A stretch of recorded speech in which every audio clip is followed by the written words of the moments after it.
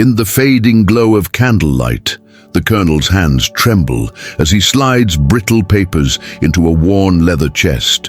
The Florida night presses against the windows, carrying the distant cries of unseen children. Outside, the wind rattles shutters, and shadows stretch across the parlor like dark fingers. Every sound, the scraping of a chair, the faint thud of a loose shutter, seems amplified. His eyes dart toward the door at every creak, haunted by the fear of discovery. Locals whisper that families have lost children inexplicably, and that some names live only in church records they never should have been part of. Each ledger entry is a meticulous erasure, a line struck from history as if it never existed. The colonel pauses, nibs of candle wax dripping onto the wood, and checks the pages again. The names of children vanish under his pen, replaced with unfamiliar signatures and dates. The air grows heavy, carrying an invisible weight that presses against his chest. He can almost hear the murmurs of those erased, echoes of lives snatched, lingering like restless spirits. Doubt gnaws at him, yet he continues. Something compels his hand, an unseen force urging the alteration of reality itself. The wind outside moans like a chorus of voices, rising and falling with unnatural cadence. Somewhere in the distance a horse whinnies, but the sound feels off, distorted, as if drawn through a veil between worlds. The colonel's fingers tighten around the pen. He knows the consequences of exposure, but he also knows the ledger must be completed. Each forged baptism record is a thread in a web of control, a calculated manipulation to erase bloodlines and bend fates. The room feels smaller with each passing minute, the shadows creeping closer, almost sentient in their intent. A sudden thump in the hallway makes him startle, candlelight dancing wildly across the walls. For a brief moment, he swears he sees small figures at the edge of his vision, children who should not be there. Their eyes are hollow, gazing through him, yet he cannot look away. He tells himself it's exhaustion, the weight of secrecy pressing on him like a physical force. But the whispers grow louder, intertwining with the rustling of paper, forming sentences he cannot quite understand. Names of families long erased echo softly, a spectral choir that seems both accusing and pleading. The ledger now contains dozens of names, some crossed out, some rewritten in flawless penmanship. Each name carries a story, a life erased without consent, and with it, a creeping dread that perhaps these lives are not entirely gone. The colonel feels a shiver crawl along his spine, a warning that this act is watched by forces beyond his comprehension. Outside, the storm intensifies, rain pelting against the windows like tiny drums of judgment. He hesitates, realizing that altering lineages may have consequences he cannot foresee, yet the drive to control and rewrite history is almost unbearable. He pauses to catch his breath, heart pounding, listening to the wind that seems to carry whispers he cannot identify. Every tick of the grandfather clock in the corner resonates like a heartbeat, and he senses the ledger itself hums with unseen energy. Fingers trembling, he flips through old pages, noting patterns, names that reappear in places they should not. Shadows on the walls twist unnaturally, flickering as if they possess intent. The colonel knows that if anyone were to glimpse this ledger, the truth could unravel everything. But more frighteningly, he wonders if the ledger itself has begun to dictate events beyond his control. A distant knock rattles the front door, though no visitor was expected. The colonel freezes, candlelight flickering violently as if responding to the intrusion. He whispers to himself, claiming a visitor, but no footsteps follow. Only the wind, carrying fragments of voices, some pleading, some accusing, some whispering names he just erased. Panic claws at his chest. Each moment is a battle between fear and compulsion. The colonel compelled to finish what he started, even as he feels the room close in. He senses that the ledger is no longer merely paper and ink. It is a living record, entwined with the souls it catalogues. Finally, with the last name written and the chest sealed, the colonel leans back, sweat pouring down his face. Silence descends, but it is a tense, waiting silence. as if the shadows themselves are assessing him. The storm outside begins to wane, yet the whispers linger, curling around the edges of the room. Questions burn in his mind: who watches from beyond, and what force guides his hand? The colonel knows one thing with certainty: he has crossed a line, and whatever he has set in motion will not be contained. The night is far from over, and the ledger waits patiently for its next chapter. Rumors weave through the town like creeping fog, whispers of children who vanish from families without a trace, and names that appear in baptismal records where they never belonged. Mothers clutch their infants tighter, fathers glance nervously down darkened streets, and the air is thick with unspoken fear. In the town square, a few bold souls speak of eerie coincidences: windows rattling with no wind, shadows that move independently of their owners, and faint childlike cries that vanish as suddenly as they appear. The colonel's presence is unshakable, his calm demeanor masking the unease he sows. At the local church, families gather for Sunday service, casting anxious glances toward the front pews where the colonel sits. His posture is erect, his voice authoritative, yet an invisible tension seems to ripple outward from him. Parishioners exchange knowing looks, questioning the sudden gaps in family histories and the irregularities in the parish rolls. A mother quietly grips the hand of her eldest child, feeling an inexplicable chill. Even the priest, accustomed to the weight of spiritual burdens, senses something beyond human comprehension pressing upon the congregation. Late in the evening, children whisper of fleeting glimpses of pale figures at the edges of their vision. Doors that were closed firmly are found slightly ajar, objects subtly displaced. Animals in the town behave oddly. Dogs growl at empty corners, and cats hiss at shadows that vanish before one can identify their source. These small, seemingly innocuous anomalies coalesce into a pattern that cannot be ignored. The colonel, ever observant, moves among these households, his presence reassuring on the surface, yet deeply unsettling beneath. Parents begin to notice a peculiar quietude in their homes. Children who once were talkative, now silent, their eyes distant. These subtle transformations spark murmurs of suspicion and unease. A neighbor recounts a story of seeing a child standing in the doorway of a parish registry office. Yet when approached, the child is nowhere to be found. Such accounts ripple through the town, increasing a shared anxiety. The colonel, aware of these observations, seems untouchable. A figure both admired and feared, manipulating the web of town secrets with quiet precision.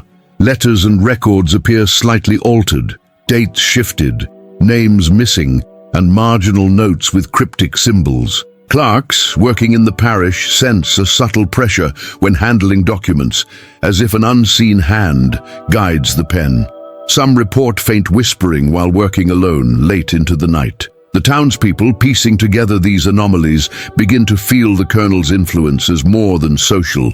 It carries the weight of something uncanny, perhaps even unnatural. Conversations cease abruptly when he enters the room, leaving an uneasy silence that lingers long after he departs. During the quiet hours of the night, windows glow with a strange reflection, shadows bending at impossible angles. Footsteps echo in empty hallways, and objects subtly shift position, noticed only by those who are vigilant. Children awaken, speaking of figures that vanish when approached. No one dares confront the colonel openly, yet all sense that he is connected to these disturbances. The town, small and closely knit, cannot ignore the creeping sense that their histories, their families, and even their children are entwined with an invisible hand shaping reality. Conversations in hushed tones grow in urgency as families compare anomalies and question one another. Some speak of dreams that feel real, of children calling names not their own. The air in the town grows thick with suspicion and fear. The colonel, moving through this anxious community, remains composed, his reputation untainted outwardly, but each action, each smile, seems to tighten the grip of something unseen over the lives of everyone he passes. Townspeople begin to wonder if the disturbances are random or meticulously orchestrated. By the end of the chapter, The sense of unease is pervasive, touching every household. Shadows appear longer, whispers more distinct, and the colonel's calm authority is matched by the silent dread of the community. The seeds of suspicion, fear, and curiosity are planted, compelling townspeople to question the boundaries of reality itself. What is natural and what is manipulated, the tension sets the stage for deeper revelations, leaving the viewer desperate to discover the forces at play and the colonel's ultimate motive. The young priest pores over the baptism records by candlelight, noticing signatures that seem to fade under scrutiny. Names are duplicated across different years, and dates shift inexplicably, as if someone is rewriting reality itself. Each discovery tightens a knot of unease in his chest. Outside, the wind rattles the shutters, carrying faint whispers that sound like fragments of forgotten prayers. He senses an orchestrated pattern, a subtle but pervasive manipulation of life and identity. Fear prickles at his neck, but curiosity compels him to look deeper, unwilling to dismiss what his conscience already knows is wrong. Late at night, when the town sleeps, he ventures near the colonel's estate. Shadows flicker across the overgrown paths, and the sound of chanting drifts from behind the high stone walls. It is soft, rhythmic, almost hypnotic, yet distinctly unnatural. He crouches behind a hedge, straining to hear. The voices stop when he moves, only to resume once he freezes. His pulse races, awareness sharpened by the possibility that he is being observed. Something inside the house refuses to remain hidden, demanding attention, yet threatening consequences for the curious. He begins comparing records more meticulously, cross-referencing family trees with parish documents. The inconsistencies multiply. Children appear baptized in two places at once. Families claim names never given, and records from distant towns align too conveniently with the colonel's manipulations. A subtle dread settles over him as he realizes these alterations could erase entire lineages, not just confuse clerical entries. The colonel's reach is far beyond what anyone dares imagine, hinting at a control over community and history itself. Occasionally, he hears the faint echo of footsteps in the empty church corridors, though he is alone. Candles flicker, casting shadows that seem to slither along the walls, forming shapes just out of focus. On the pulpit, faint scratches appear overnight on the old oak surface, resembling letters or symbols he cannot decipher. Each small anomaly adds weight to the sense of danger, suggesting that the colonel's work is not merely bureaucratic, but orchestrated with a sinister precision that blurs the line between human and unnatural. He begins visiting families discreetly, listening to whispered concerns about missing children and altered family histories. Parents speak of strange occurrences, doors opening by themselves, fleeting shadows, and children repeating words they shouldn't know. The priest notes a pattern, linking these stories directly to the colonel, reinforcing his fear. The air seems charged with a quiet malevolence, and he senses that questioning it too openly could draw the colonel's attention. Every discovery deepens his resolve, yet every step feels perilously close to exposing secrets better left untouched. One evening, he confronts a parish clerk who has noticed the same discrepancies. The clerk's hands tremble as he shares stories of faint chants echoing through empty halls, and records that appear altered after no one has touched them. The priest senses the urgency of the situation. This is no ordinary forgery. There is an intelligence behind it, a will guiding the colonel's hand. The quiet terror in the clerk's eyes mirrors his own growing anxiety, as though both understand that uncovering the truth carries consequences beyond comprehension. The priest decides to document everything, sketching family trees, photographing records, and taking meticulous notes of the oddities he observes. He senses unseen eyes following him during his nightly walks back to the rectory. Each rustle of leaves or creak of the floorboards sets his nerves alight. There is a feeling that the colonel, or something bound to his deeds, is aware of his inquiry. The boundary between investigation and danger narrows with every step, tension coiling tighter around his chest as the night deepens. By the end of the chapter, the town itself feels like a cage. The priest understands that the Colonel's influence is vast, systematic and chillingly deliberate. Records, families, and even the perception of reality are at the mercy of one man's obsession. The audience is left with the sense of imminent revelation, the weight of hidden horrors, and an urgent need to follow the priest's investigation, desperate to see how far the Colonel's manipulation truly reaches. Curiosity and dread intertwine, compelling the story forward. The priest carefully opens the leather-bound diary, the smell of aged paper filling the dim rectory.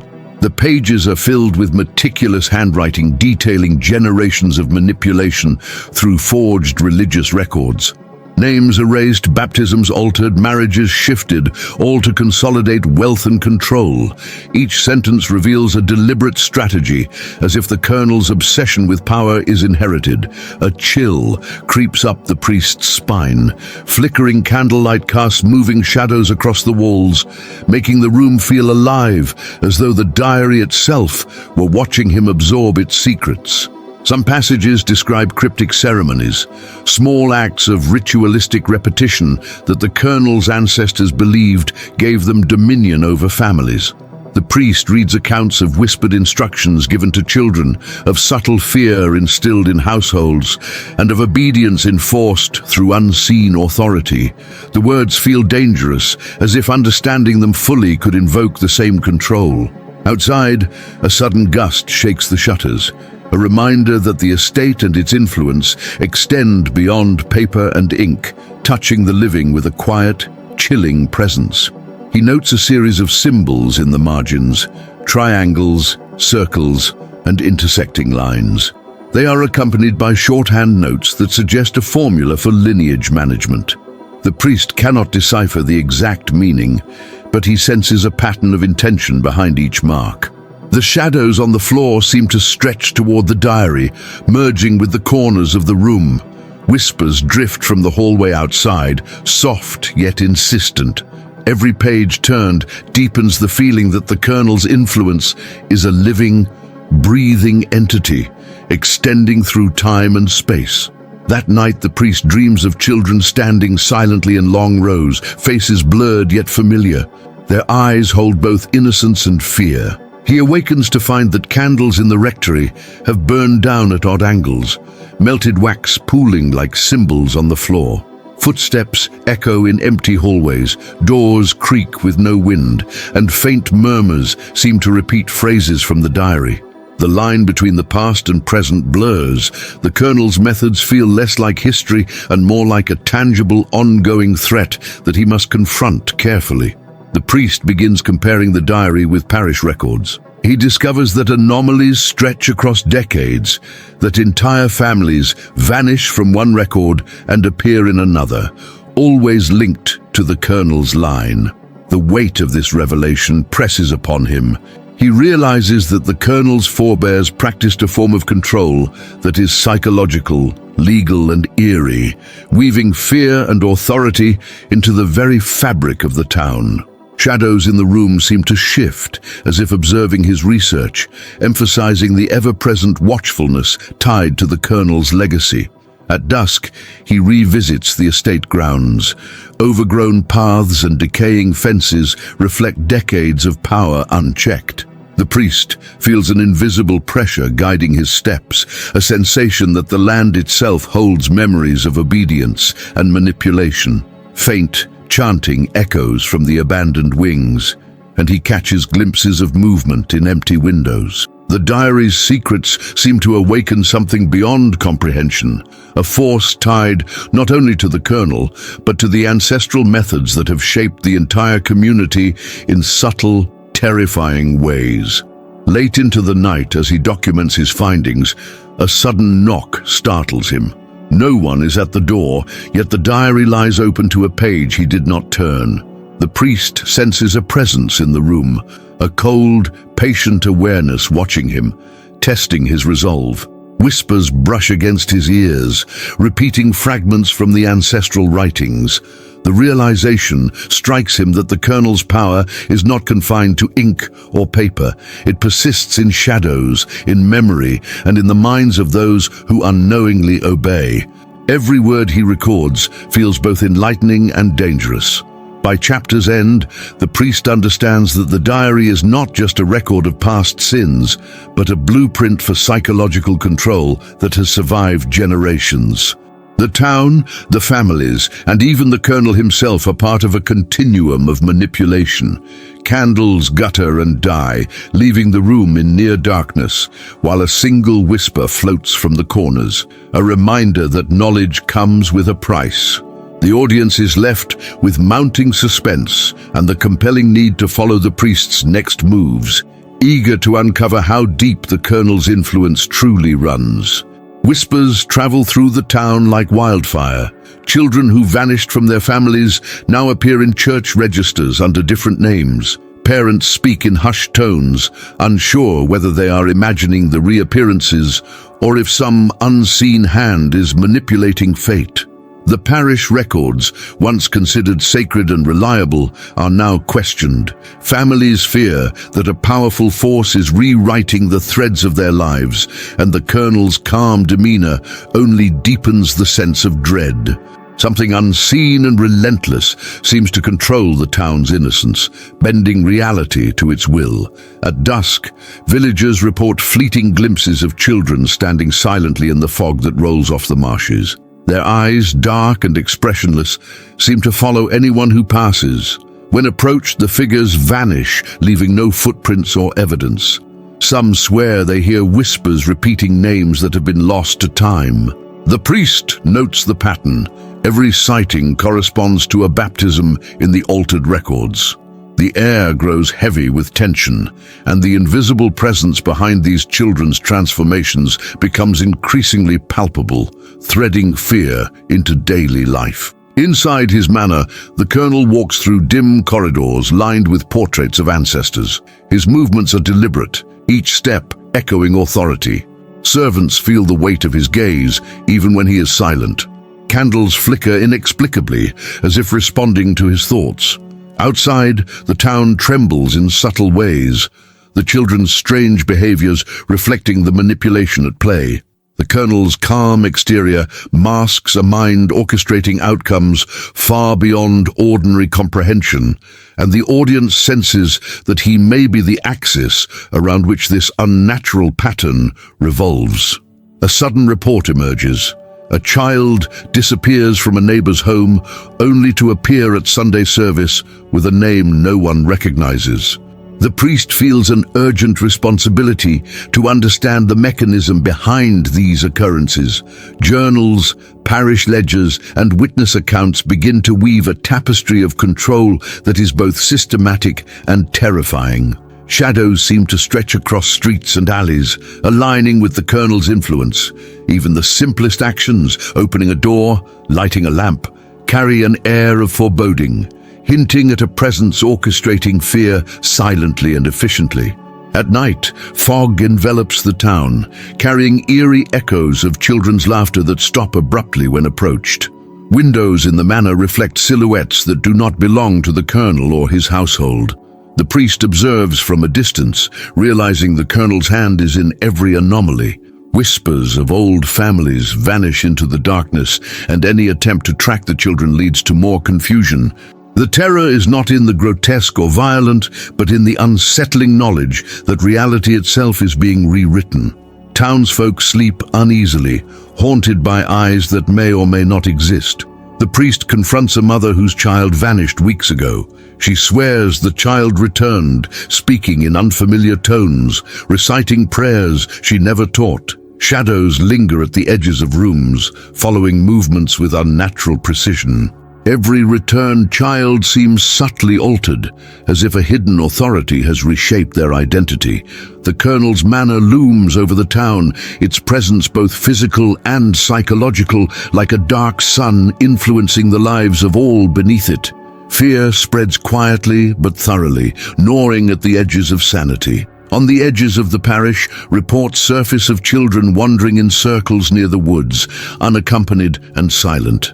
Locals claim they sense a will behind their movements, a deliberate design. The priest notes the correlation with altered baptism records and the colonel's nightly walks through the manor grounds. Every encounter with the children reinforces a sense of inevitability. An unseen force is manipulating flesh and spirit alike, bending innocence to an order known only to the colonel. Suspense tightens, leaving the audience desperate to understand the truth behind these vanishings. By the chapter's end, the town is suffused with dread. The colonel remains outwardly composed, a puppeteer of identities, while the priest pieces together the magnitude of control at play. The children's altered existences suggest a methodical power that transcends simple forgery.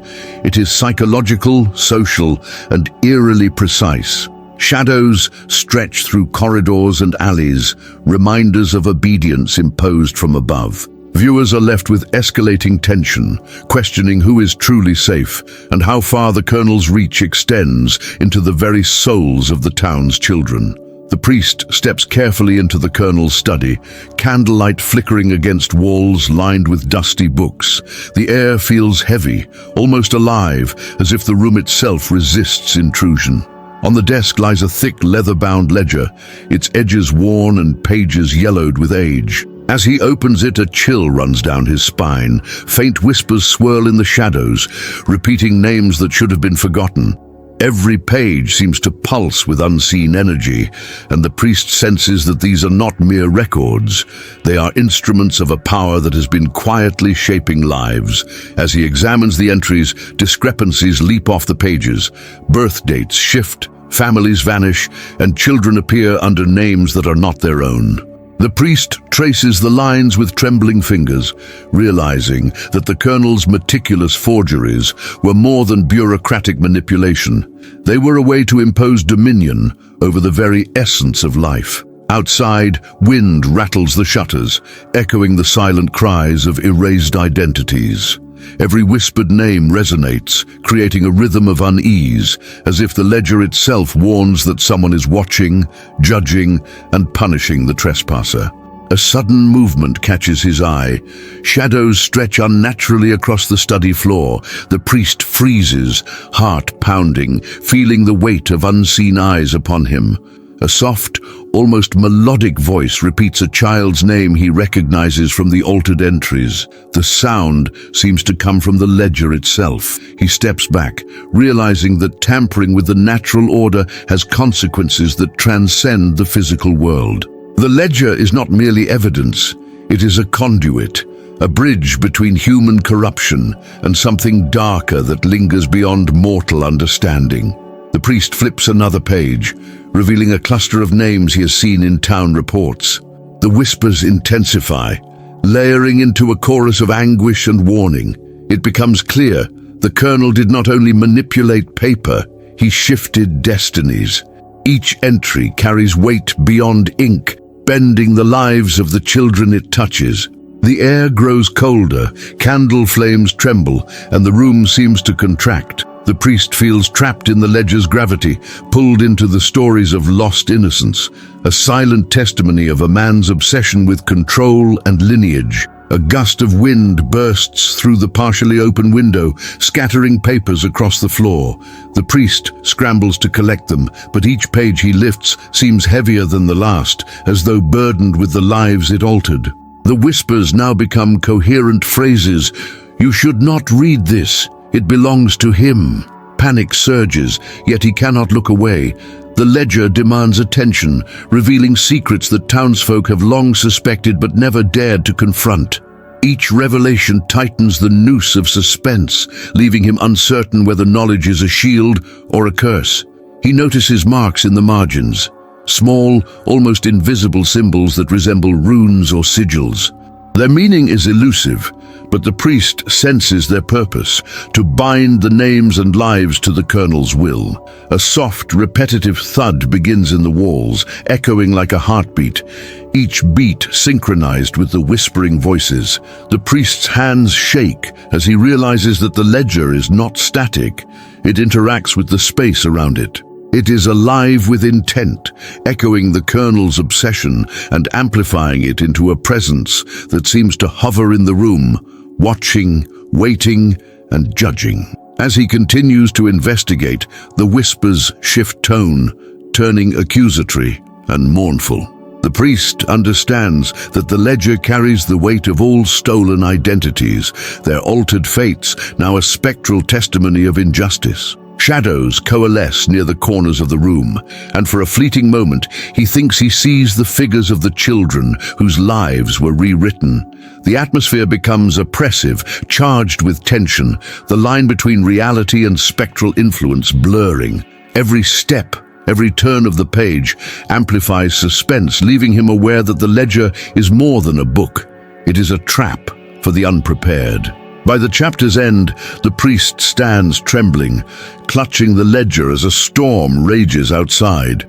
The whispers recede, but do not vanish, leaving a lingering dread that the knowledge he now possesses is dangerous. The colonel's influence is palpable even in his absence. The ledger binds the physical and supernatural worlds, serving as a reminder that manipulation of life itself invites consequences beyond comprehension. Viewers are left with a sense of escalating terror, questioning how far human obsession can reach and what price must be paid when it intersects with forces unseen. The storm lashes against the colonel's manor, wind howling through broken shutters as lightning illuminates the sprawling estate. Outside, ghostly figures of children stand silently in the rain, their eyes empty yet fixed upon the house. Shadows twist unnaturally around them, stretching across the walls as if the very night conspires with their presence. The colonel peers from a window, heart racing, sensing that his long-hidden actions have invited forces beyond comprehension into his home. Every crack of thunder seems synchronized with the unspoken judgment of the lost lives he manipulated. The priest enters the manor, drenched and determined, carrying the ledger like a talisman. He moves cautiously through the dim hallways, each step echoing against the wooden floors. Whispering voices follow him, repeating the names from the erased baptism records. The colonel, frozen with a mixture of fear and disbelief, confronts the reality he denied for so long. The priest speaks clearly, describing the spiritual unrest now tied to the ledger, warning that the children's silent presence is a reflection of his own moral corruption. A sudden flash of lightning illuminates the children in the courtyard, revealing their faces pale and solemn. The colonel feels a chill creep into his bones as the air thickens with an unnatural cold. Shadows writhe along the walls, responding to some unseen rhythm, as though the house itself acknowledges the reckoning. The children do not move, but their silent vigil presses on the colonel's conscience, making it impossible to ignore the weight of his deeds. Every whispered name from the ledger feels like an accusation, echoing in the empty rooms of his ancestral home. The priest steps closer, opening the ledger and showing the colonel the pages of altered identities. He describes each child's stolen name, each life disrupted, and each family erased. The colonel's hands tremble, and he finally grasps the magnitude of his actions. Outside, the storm intensifies, wind bending the trees and rain slamming against the roof. The spiritual presence grows stronger, almost tangible, pressing against the walls, the floor, and the colonel himself. Every element of nature seems aligned with the children's silent judgment, amplifying the scene's tension. Shadows in the corners coalesce, forming faint outlines that suggest the very essence of the lost children. Their gaze follows every movement, as if the colonel's acknowledgement of guilt is required before the unrest will subside. The priest warns that the ledger has become more than a record. It is a mirror of conscience and a beacon for those wronged. The colonel staggers back, fear overtaking his arrogance as the children's presence presses like an unseen force, demanding recognition of the injustice that has spanned years. Lightning strikes nearby, illuminating the ledger's pages as if charged by a spectral energy. The colonel reads the names once again, each one a story of innocence disrupted. The whispers intensify, layering into a chorus of grief and silent accusation. He realizes the ledger's power is not merely symbolic. It channels the moral consequences of his actions into a tangible, haunting presence. The house responds with groaning floors and rattling windows, reinforcing that the colonel can no longer separate himself from the legacy of his manipulations. Desperate, the colonel attempts to destroy the ledger, throwing it into the fireplace. Flames rise, but the pages resist burning completely, curling yet intact. Whispers swell into a crescendo, echoing through every corridor of the manor. The children outside move slightly, though silently, their shadows elongating with the storm's fury. The colonel drops to his knees, confronted not only by supernatural forces, but by the undeniable truth of his own culpability. The priest watches, understanding that justice may be spiritual and relentless, beyond human control. By dawn, the storm subsides, leaving the manor battered but eerily calm. The children vanish as silently as they appeared, leaving only lingering shadows and a house heavy with unspoken truths. The colonel, broken and haunted, understands that the ledger's revelations and the spectral reckoning will linger, a perpetual reminder that tampering with life and lineage carries consequences far beyond the mortal realm. The priest exits quietly, leaving viewers with a sense of moral closure entwined with lingering supernatural tension. The colonel disappears without a trace, leaving the ledger abandoned on his study desk. Morning light streams through cracked windows, illuminating pages filled with names and altered histories. Townspeople cautiously enter the manor, whispers of past wrongs following their steps. Outside, the wind carries faint voices, echoing the lives that were erased. Shadows shift unnaturally along the walls, and the air feels heavy, as though the house itself remembers every act of manipulation. The colonel's absence amplifies the sense of unresolved dread that permeates the estate. Families affected by the forged baptisms begin to reclaim their lost histories, piecing together lineages and rediscovering identities thought erased. Church registers are corrected, and old portraits return to rightful descendants. Yet each restoration seems accompanied by subtle anomalies. Flickering lights, books opening by themselves, and whispers that repeat names incorrectly, as if unseen forces are still asserting influence. The town is relieved yet uneasy, sensing that some things cannot be fully undone. Investigators and priests who had observed the ledger report strange occurrences in the surrounding area. Bells chime without cause, and faint cold breezes follow them through familiar rooms. Windows rattle despite still air. Even animals avoid the manor, standing alert to an unseen presence. These phenomena remind the townspeople that tampering with life and lineage may leave spiritual traces that linger far beyond physical actions. Fear mixes with fascination, binding the community to the unresolved mystery. Inside the manor, the ledger remains untouched, its pages bristling with an almost sentient energy. Some attempt to burn it, but flames resist the paper, curling the edges while leaving the ink intact. The whispers grow louder at night, repeating the colonel's name alongside those of the children whose lives were rewritten.